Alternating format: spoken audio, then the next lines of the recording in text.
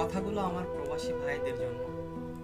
জীবনে বিদেশ করছেন এবং বিদেশ করবেন, টাকা কামাচ্ছেন এবং টাকা কামাবেন।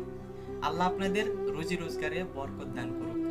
তবে একটা জিনিস খেয়াল রাখবেন, দেশ থেকে যখন আপনার মা একবার ফোন দিয়ে বলবে যে বাবা আমার কিছু টাকা দরকার, এই কথা শোনার পরে আপনি কখনো উল্টো জিজ্ঞেস করবেন না যে আপনি টাকা দিয়ে কি করবেন। এই কথাটা কখনো জিজ্ঞেস করবেন না। কেন জানেন? কারণ একজন মা যখন আপনার কাছে টাকা চাবে, এটা কোনো মা চায় না, এটা আল্লাহর উপর থেকে আপনার প্রতি রহমত বর্ষিত হয়। সো কখনো যদি মা আপনার কাছে টাকা চায়, তাহলে এটার পুনরাবৃত্তি করবেন না যে টাকা দিয়ে তুমি অথবা আপনি কি করবেন।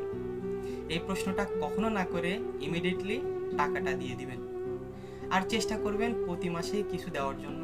আর সেটা যদি না পারেন, তাহলে মা যখন চাইবে তখন ইমিডিয়েটলি যে কোনো ওয়েতে, আপনার কাছে না থাকলেও যে কোনোভাবে অ্যারেঞ্জ করে আপনার আম্মাকে দিয়ে দিবেন। দেখবেন যে আপনার রুজি রোজগারে এমন বরকত আপনি দেখতে পাবেন যেটা আপনি কল্পনাও করতে পারবেন না।